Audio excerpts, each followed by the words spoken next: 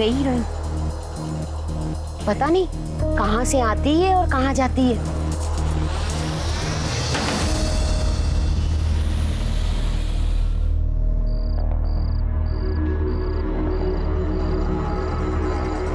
ये इतनी रात को कहाँ से आ रही है? ऐसा क्या काम करती है?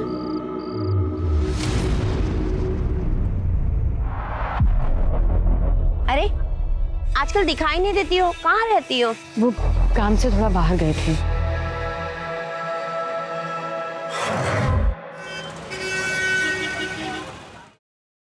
हेलो।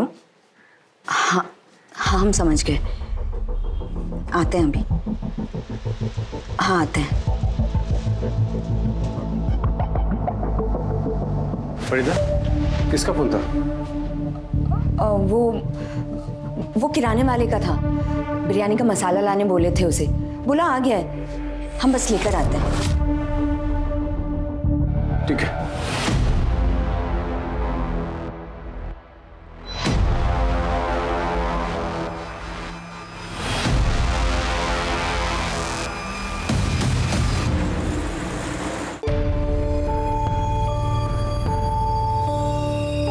अरे बाहर जा रही हो क्या काम से?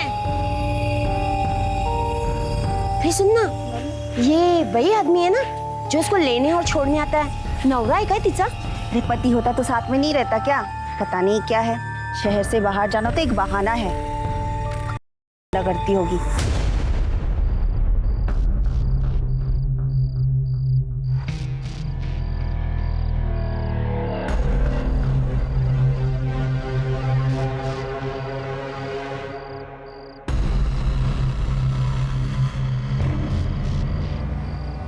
हम आ गए हैं, तुम हो यहाँ?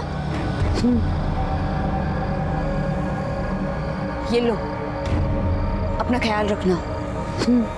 खुदा हाफिज।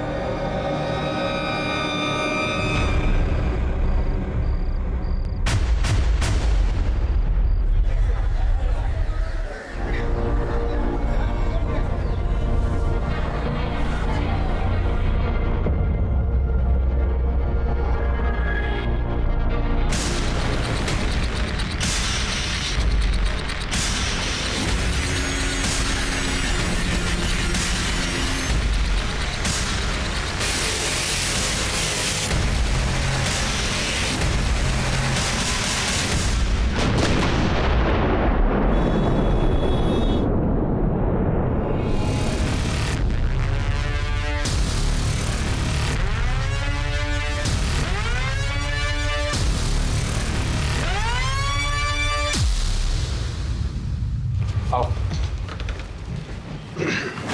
आमना, रियाज, ये देखो अम्मी तुम्हारे लिए क्या लाई है। मिठाई। तुम्हें पसंद है ना?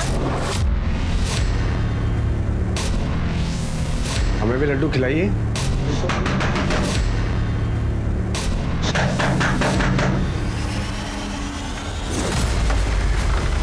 सर।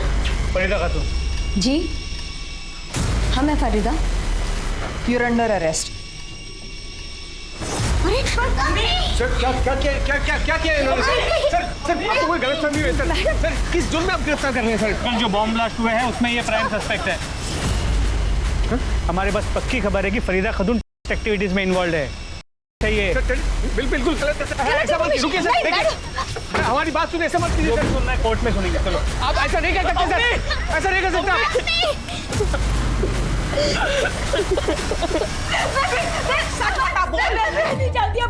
सर हम आपके हाथ जोड़ते हैं सर। सर फरीदा बेकसूर है सर, ये आप क्या कर रहे हैं सर? सर उसने कुछ नहीं किया है सर। सर हम यहीं के हैं सर, कहीं बाहर से नहीं आए हैं। 15 साल पहले हमारा निकाह हुआ था फरीदा से। देखिए सर, ये हमारे पास पेपर्स भी है, मैरिज सर्टिफिकेट, वोटर्स कार्ड, आधार कार्ड और ये पैन कार्ड सब है हमारे पास। आपको कोई गलतफहमी हुई है सर? हमें कोई गलतफहमी नहीं हुई है। इंटेलिजेंस गलत नहीं हो सकती। पर ये क्या आई कार्ड और पेपर्स दिखा रहे हो जो फरीदा ने फेक बनवाए?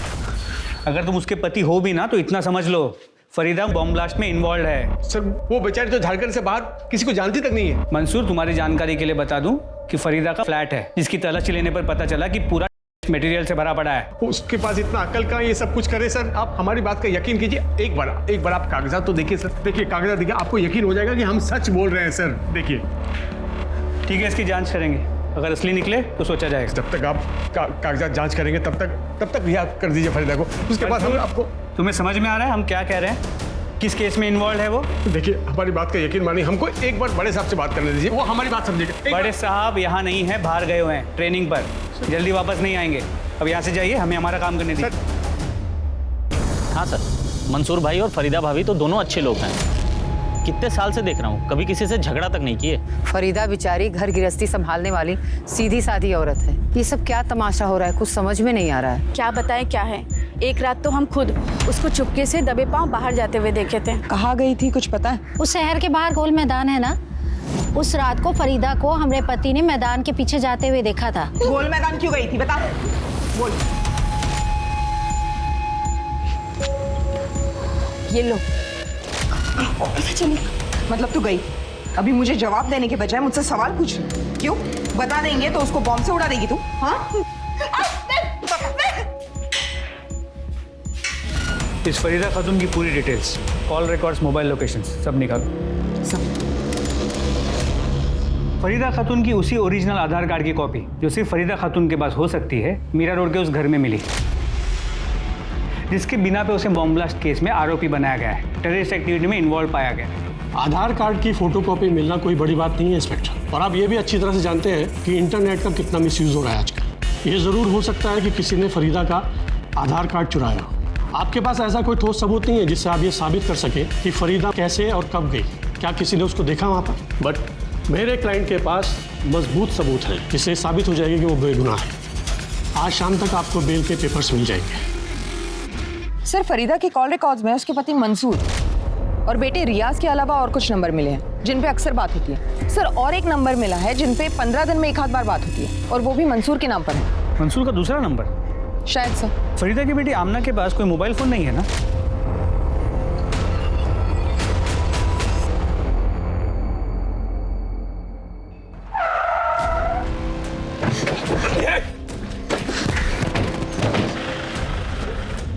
कौन हो आप लोग?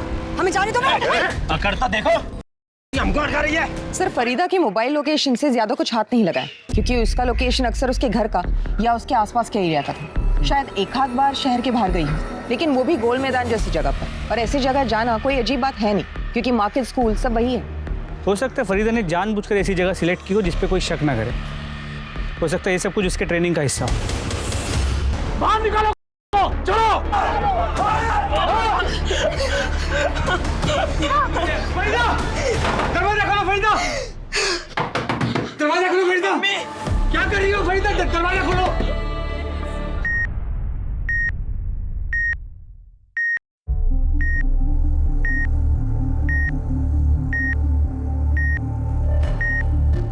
फरीदा खातून कैसी? खुदा के वास्ते आप झूठी हमदर्दी दिखाना बंद कीजिए सब। आप ही लोगों के झूठे इल्जाम की वजह से हमारा परिवार इस हाल में है।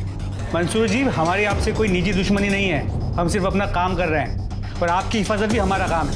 इसलिए आज के बाद से 2 कांस्टेबल हमेशा आपके घर के बाहर रहेंगे, ताकि आज जो हुआ है वापस ना हो। नहीं, हमें आज रात ही मिलना होगा।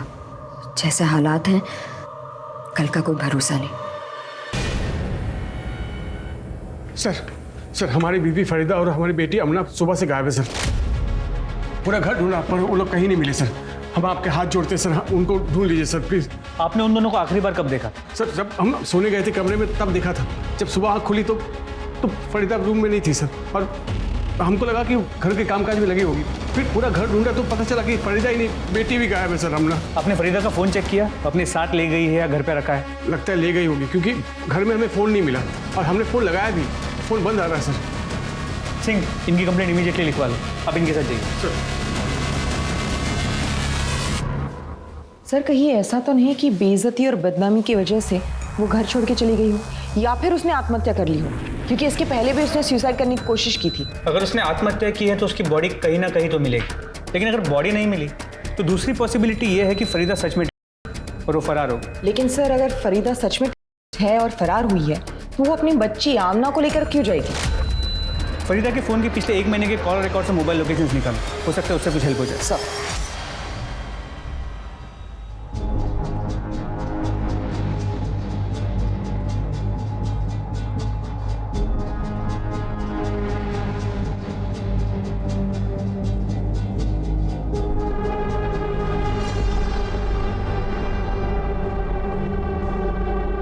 सर ना तो फरीदा और आमना को किसी ने देखा है और ना ही दोनों के डिस्क्रिप्शन जैसे डेड बॉडी किसी को मिली है। तो फरीदा रातों रात गायब कहाँ हो सकती है? कहीं फरीदा ने बॉर्डर तो पार नहीं कर लिया? ये फरीदा जा कहाँ सकती है?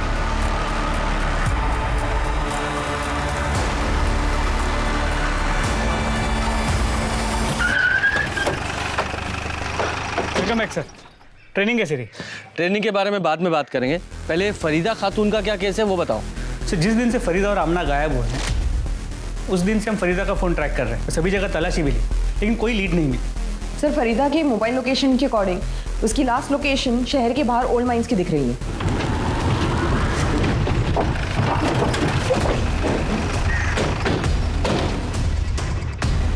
यहाँ से क्या लीड मिलेगी?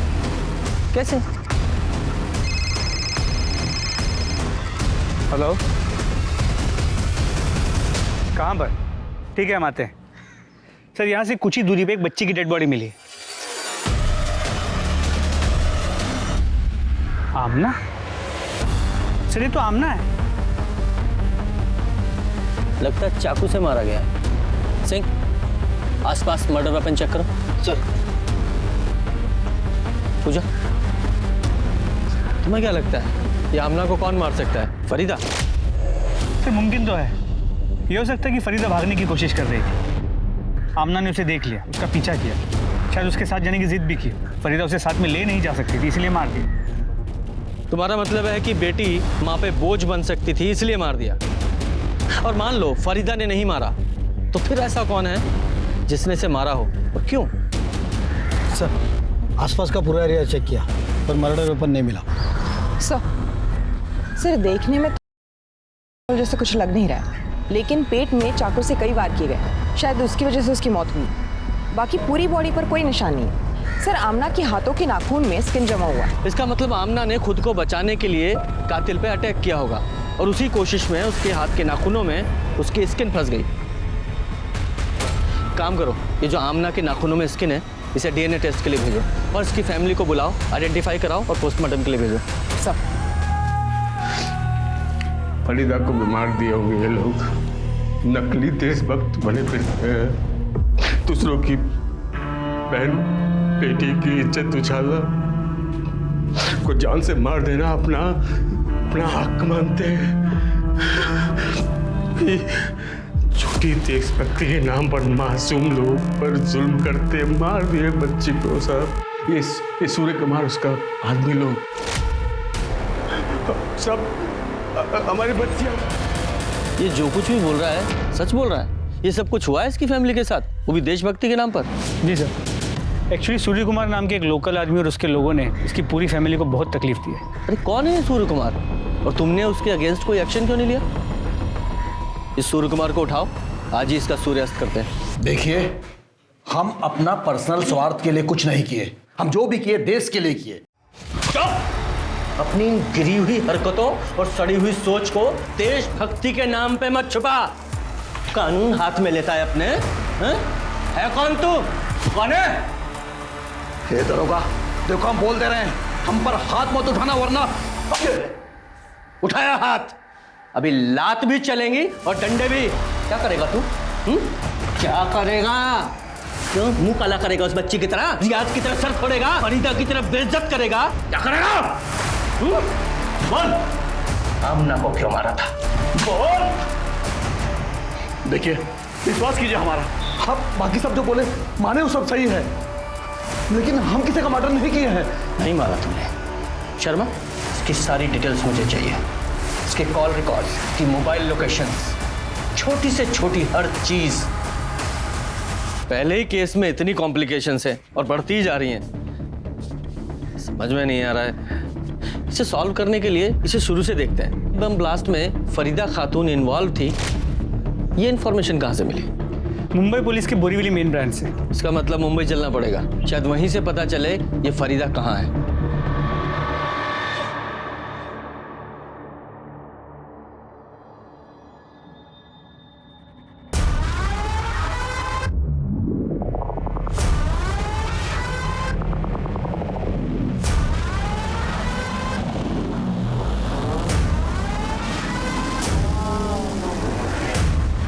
बॉम्ब ब्लास्ट 10 तारीख को शाम को 4 बजे हुआ। उसी रात एक गुमनाम आदमी ने हमारे कंट्रोल रूम को फोन करके ये बताया कि मीरा रोड के गणेश नगर में एक औरत रहती है जो इस बॉम्ब ब्लास्ट में इन्वॉल्व है। हम फौरन वहां पहुंचे, देखा तो दरवाजा बंद था। दरवाजा तोड़कर जब हम अंदर पहुंचे तो देखा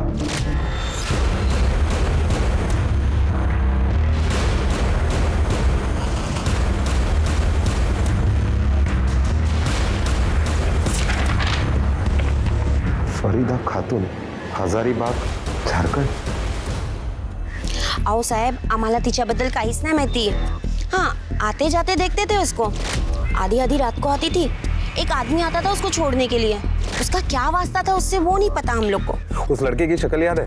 वो क्या है ना, कभी टोपी, चश्मा, हेलमेट लगाता था ना, तो कभी उसका चेहरा नहीं देखा। वो औरत है ना, यहाँ भाड़े पे रहती थी और किसी से वास्ता नहीं रखती थी।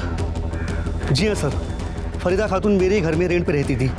वैसे कभी मैंने उसका चेहरा देखा नहीं, क्योंकि उसका चेहरा हमेशा ढका हुआ रहता था। उसके साथ जो रेंट का एग्रीमेंट किया था उसका रजिस्ट्रेशन करवाया था आपने? जी हाँ सर, मैं चालू काम तो कभी करता ही नहीं। ये उस औरत की रेंटल एग्रीमेंट की कॉपी है, जिसमें उसका चेहरा साफ साफ दिखाई दे रहा है। इन्हीं सब इंफॉर्मेशन के बेसिस पर हमने फरीदा खातून के नाम पर अलर्ट जारी करवाया, जिसे आप लोगों ने भी कंफर्म किया। हमें लगता है कि बॉम्ब ब्लास्ट करने के बाद वो तुरंत झारखंड भाग गई। देखिए सर, हम ये नहीं कहते कि आपकी इन्वेस्टिगेशन गलत है, लेकिन इससे सिर्फ इतना प्रूव होता है कि जिस औरत ने वो घर रेंट पे लिया था वो फरीदा खातून थी। लेकिन हमारी इन्वेस्टिगेशन में ये बात सामने आई है कि फरीदा कभी झारखंड के बाहर गई ही नहीं और फिलहाल गायब। गायब? कहाँ गई वो? IDs madam, IDs IDs.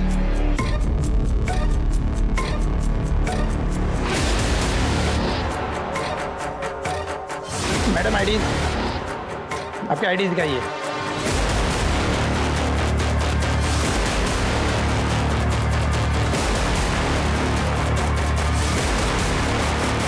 Farida Khatoon, you are under arrest.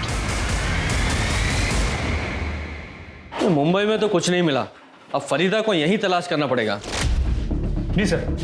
और सर, आमना की पोस्टमार्टम रिपोर्ट से ये पता चला है आमना की मौत 14 अक्टूबर की रात 12:30 से 3 बजे के बीच एक्सेसिव ब्लीडिंग की वजह से हुई। सर, ब्लीडिंग की वजह वो मल्टीपल स्टैबिंग के वुंड्स ही है। जिस रात फरीदा और आमना गायब हुई उसी रात आमना का मर्डर हो गया। ये आमना के नाखूनों में फंसी जो स्किन थी उसकी डीएनए रिपोर्ट आई? सर, अब तक नहीं, लेकिन जल्दी आ जाएगी। ये आमना की तो डेड बॉडी मिल गई, लेकिन फरीदा कहाँ है ये नहीं मिल रही है। सर फरीदा पकड़ी गई है, टीवी पे लाइव दिखा रहे हैं।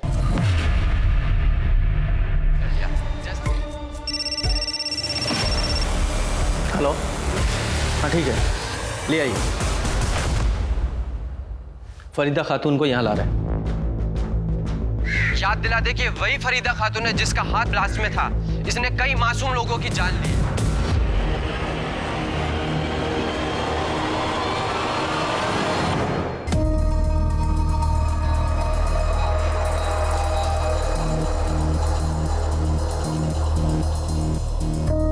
तुम कौन हो? तुम तो फरीदा खातून नहीं हो। सर, यही बात तो मैं कब से इन लोगों को बताने की कोशिश कर रही हूँ, पर कोई मेरी बात सुन ही नहीं रहा है। सर, मेरा नाम रेशमा थापा है और मैं नेपाल की सिटीजन हूँ। मीरा रोड मुंबई से मैं अपनी कंट्री नेपाल वापस जा रही थी जब उन लोगों ने मुझे पकड़ लिया। एक मिनट, तुम वही लड़की हो ना जो मुंबई के मीरा रोड में गणेश नगर में रेंट पे रहती थी? जी सर। लेकिन जब तुम्हारे पास खुद की आइडेंटिटी है तो फिर तुमने फरीदा खातून के नाम पर वहाँ घर रेंट पर क्यों लिया? सर, 6 साल पहले मैं नेपाल से मुंबई आई थी, यही सोचकर कि फिल्म इंडस्ट्री की नई सुपरस्टार बनूंगी। फिर सर मेरे ओरिजिनल डॉक्यूमेंट्स चोरी हो गए और बिना अपने डॉक्यूमेंट्स के किसी दूसरे देश में रहना मुश्किल था। पर मैं बिना कुछ बने, बिना कुछ किए वापस नहीं जाना चाहती थी। इसीलिए मैं अपने ओरिजिनल डॉक्यूमेंट्स की रिपोर्ट लिखवाने के लिए पुलिस स्टेशन गई, जहाँ मैं मिलिंद धोत्रे से मिली। सर, उसने मुझे मिलने के लिए होटल में बुलाया। रेशमा, तुम टेंशन क्यों ले रही हो? मैंने कहा ना, बी कंफर्टेबल। और सर, ये पहली बार था जब उसने मुझे मदद करने के बहाने से बुलाया और मेरी ड्रिंक में कुछ मिला के मुझे बेहोश कर दिया और मेरी बेहोशी का फायदा उठा किया और सर उसकी वीडियो बनाई और बाद में मुझे ब्लैकमेल करता रहा और फिर ये सिलसिला चलता रहा। उसका जब मन करता, जहां मन करता, वो मुझे बुलाता था। सर, उसी ने मुझे फरीदा खातून नाम की एक लेडी का आधार कार्ड दिया। उस पर फोटो मेरी लगी थी सर। उसी आधार कार्ड के बेस पे वो मुझे रेंट पे घर दिलाया करता था। सर मुझे अपनी असली आइडेंटिटी छुपानी पड़ती थी, इसीलिए मैं हमेशा किसी से बातचीत नहीं करती थी। फिर सर 2 महीने पहले मुझे पता चला कि मैं प्रेग्नेंट हूँ। सर मैंने बहुत कोशिश की उसे मनाने की मुझसे शादी कर ले, और सर मैंने उसे धमकाया भी कि अगर वो मुझसे शादी नहीं करेगा तो ये मैं साबित कर दूंगी कि ये बच्चा उसी का है। फिर सर मैंने सोचा कि वो तो खुद एक पुलिस वाला है जो मेरी नकली आइडेंटिटी बना सकता है, तो वो कुछ भी कर सकता है। इसीलिए मैंने डिसाइड किया 5 तारीख को सुबह 6:30 बजे मैं घर से निकल गई। सर हाईवे से मैंने पहली बस ली जो नासिक जा रही थी, फिर वहाँ से दूसरी, फिर तीसरी। सर इन सब में मेरे सारे पैसे खर्च हो गए। फिर मैंने अपनी ज्वेलरी बेच दी। तो सर मैंने डिसाइड कर लिया कि मैं नेपाल चली जाऊँगी। कम से कम वहाँ मेरी फैमिली तो है जो मुझे और मेरे बच्चे को देख सकती है। सर मैं वहीं जा रही थी जब उन लोगों ने मुझसे आईडी प्रूफ मांगा, तो सर मैंने फरीदा खातून का आधार कार्ड दिखा दिया, और सर उन लोगों ने मुझे टेररिस्ट समझ के पकड़ लिया। तुम्हें पता है जिस दिन तुम मुंबई से भागी थी, यानी कि 5 अक्टूबर को, उसी दिन बॉम्ब ब्लास्ट हुआ था? नहीं सर, मुझे इन सब के बारे में कुछ नहीं पता। अभी जो कुछ भी तुमने बताया है अगर वो सच है तो ये मिलिंद धोत्रे अब तुम्हें कभी परेशान नहीं करेगा। सर आपको गलत इंफॉर्मेशन मिली है, मैंने कुछ नहीं किया है। एक डीएनए रिपोर्ट ये साबित कर देगी कि रेशमा के पेट में जो बच्चा है ना वो तेरा है, और फिर तेरी सारी कहानी खत्म। बता सच्चाई क्या है? इसे नहीं मानेगा। सर वो रेशमा सही बोल रही है। मैंने नशे की दवाई उसको शराब में मिला के पिलाई थी। सर मैंने उसको फरीदा खातून के नाम से अलग अलग जगह पे भी रखा था। सब कुछ ठीक चल रहा था सर, फिर वो शादी की रट लगाने लगी। अभी मैं अपने बीवी बच्चों को कैसे छोड़ सकता हूँ सर? इतना वफादार है तू? आगे बोल। वो 5 तारीख को जो बॉम्ब ब्लास्ट हुआ था ना, तो मुझे आइडिया आया कि मैं रेशमा को उसमें फंसा दूंगा। इसके लिए उसके घर में गया और टेरर सेल एक्टिविटी में जो पैम्पलेट्स हम लोग को मिले थे वो मैंने उसके घर में फैला दिया। सर मेरे को मालूम नहीं था कि वो सुबह ही जा चुकी है। मुझे लगा बेडरूम में सो रही है। उसके बाद मैंने पुलिस को गुमनाम कॉल किया। मुझे लगा सर कि वो एक बार बॉम्ब ब्लास्ट के केस में अंदर जाएगी तो ज़िंदगी भर प्रूफ नहीं कर पाएगी कि वो टेररिस्ट नहीं है। धोत्रे, अब तू जिंदगी भर कुछ प्रूव नहीं कर पाएगा। मोरे चार्जशीट बनवाया चाहिए। सर सुनिए साहब, आप जो औरत को बॉर्डर से लाए हो वो फरीदा खातून नहीं है, वो कोई और है। लेकिन तुम्हें कैसे पता? उसकी शक्ल तो हमने कहीं दिखाई नहीं है। क्योंकि फरीदा खातून पिछले 2 दिन से हमारे पास थी, हम उनको पहचानते हैं और पोस्टर भी देखे हमने। थी मतलब? अब कहाँ है? मालूम नहीं साहब, शहर के बाहर हमारा चाय का ठेला है। कुछ दिन पहले एक आदमी आया था, उसने कहा यहीं पास में खाना बना कर दे सकते हो? हमने कहा हाँ। उसने कहा कि दरवाज़ा बंद रहेगा, औरत को खाना देकर दरवाज़ा बंद करके जाना। लेकिन जब हम वहाँ पहुँचे तो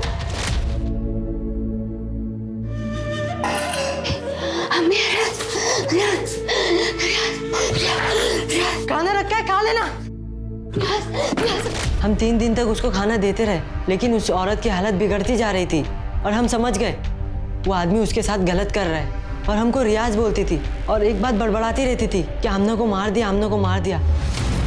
उसकी हालत हमसे देखी नहीं जा रही थी, इसलिए हम 2 दिन पहले उस औरत के पास गए और ये लो 100 रुपया, इतना ही है मेरे पास, इसे ले लो और यहाँ से भाग जाओ, नहीं तो एक दिन ऐसे ही मर जाओगी। चलो चलो यहाँ से चलो। तू अम्मी का बेटा है ना? हाँ हाँ। तू हमसे मिलना आएगा? हाँ। चलो अब तुम आजाद हो। चलो जाओ यहाँ से, नहीं तो जल्लाद आ जाएगा। जाओ। नहीं, हम नहीं, हमारे साथ चलो, चलो हमारे साथ। हम आएंगे, तुम जाओ, हम आएंगे। तू मेरा बेटा अम्मी से मिलने आएगा? हाँ हाँ हम आएंगे, तुम जाओ यहाँ से, जाओ। सब साथ रहेंगे, सब खुश रहेंगे। तुम्हें पता है वो कहाँ गई है? नहीं मालूम साहब। उसके बाद हम अपने काम पे लग गए, ऊपर से वो जल्लाद का डर। कौन जल्लाद? कौन था वो आदमी? मालूम नहीं साहब, लेकिन हमारे चाय के ठेले पे आता था। फरीदा को भगाने के बाद हमें हड़काने आया था। हमने कह दिया शायद गलती से हमसे दरवाजा खुला छूट गया। उस आदमी का हुलिया बता सकते हो, कैसा दिखता था? हाँ साहब। स्केच आर्टिस्ट बुलाओ। जी सर।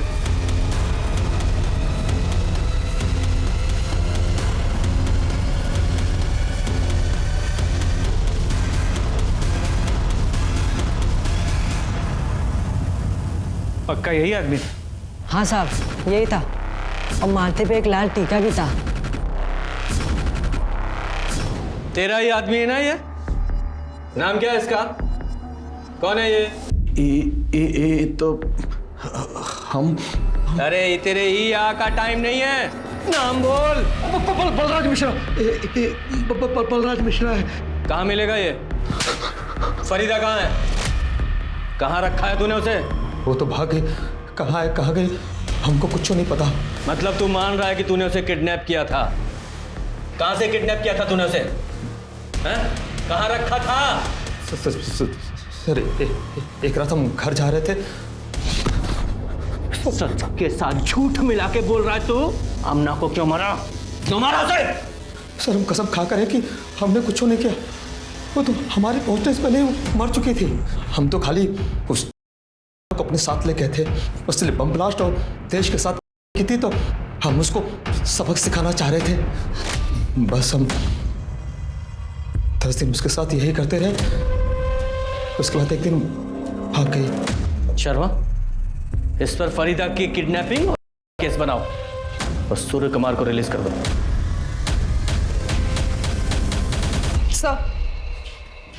सर एक इन्फॉर्मेशन मिली है, मंसूर के घर में उसके साथ कोई और औरत रह रही है। कौन? सर ये तो कह नहीं सकते, किसी ने उसका चेहरा नहीं देखा है। कहीं वो फरीदा तो नहीं है? आप कैसी बात कर रहे हैं सर? फरीदा यहाँ वापस आती तो हम आपको इन्फॉर्म नहीं करते हैं क्या? तो फिर ये मोहतरमा कौन है?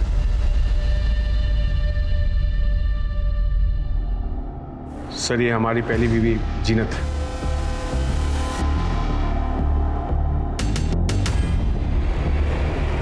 जीनत।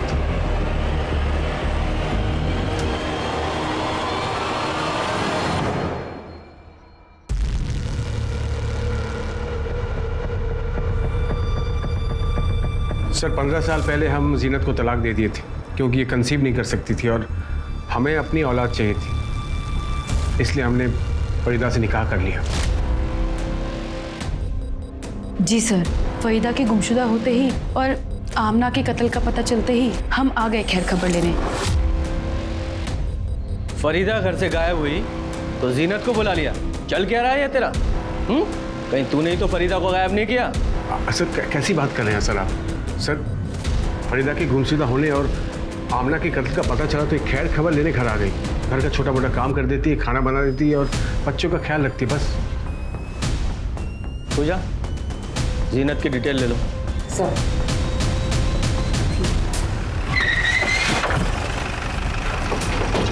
सर चाकू से पेट पे अनगिनत वार किए गए। जिसने भी फरीदा को मारा है उसने ये कंफर्म किया कि वो बचेगी नहीं। सर इस तरफ इसका मर्डर भी ठीक उसी तरह हुआ है जिस तरह से आमना का। ये दमयंती है, मंदिर के बाहर भीख मांग के अपना गुजारा करती है। सबका कहना यह है कि फरीदा सिर्फ इनके साथ ही बात करती थी। फरीदा के बारे में आप कुछ बता सकती हैं? ये कुछ दिन पहले ही यहाँ आई थी, मंदिर की सीढ़ियों पर बैठकर भीख मांगा करती थी। साहब यहाँ के लोकल गुंडे हैं ना, उसको उतना ही पैसा रहने देते थे कि वो पेट भर के खा सके। कभी कुछ नहीं बोलती थी साहब, बस खामोश रहा करती थी। कभी कभी बड़बड़ाती रहती थी कि आमला को मार डाला, आमला को मार डाला। वो रियाज को याद करती रहती थी। हमने पूछा भी, 2 दिन पहले अचानक उसने कहा कि मुझे फोन करना है। किसको फोन किया था उसने? मुझे तो पता नहीं। अच्छा आप बता सकती हैं कौन था वो आदमी जिसके फोन से फरीदा ने कॉल किया था? नहीं, मैं तो नहीं जानती हूँ। साहब फरीदा ने किसके फोन से कॉल किया था मुझे क्या पता। हजारों श्रद्धालु आते जाते रहते हैं यहाँ पे। शर्मा, मंसूर से बॉडी आइडेंटिफाई करा के पोस्टमार्टम के लिए भेजो। सर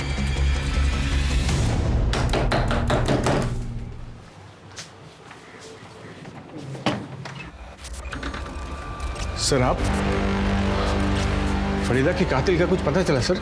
उसी सिलसिले में यहाँ आए हैं, तुमसे ही बात करनी है। 22 तारीख की रात 12:30 बजे तुम्हारे फोन की लोकेशन वही थी, राम मंदिर के पास। जहां फरीदा का मर्डर हुआ। फरीदा जिस दिन घर छोड़कर निकली थी उसने आखिरी कॉल तुम्हें किया था। और सबूत नंबर 3, ये डीएनए रिपोर्ट, उसमें आमना के नाखूनों में फंसी हुई स्किन और फरीदा के हाथों में जो बाल थे वो एक ही औरत के थे, तुम्हारे। बोलो, बताओ पूरी कहानी। फरीदा बहुत अच्छी इंसान थी। मंसूर के छोड़ने के बाद हमारा साथ दिया करती थी। ये लो, पैसे से हमारी मदद किया करती थी।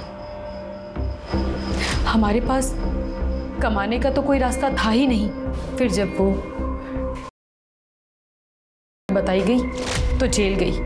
हम तो सपने सजाने लगे थे कि फरीदा अगर मंसूर की ज़िंदगी से निकल जाएगी तो वो हमें अपनी ज़िंदगी में वापस बुला लेंगे।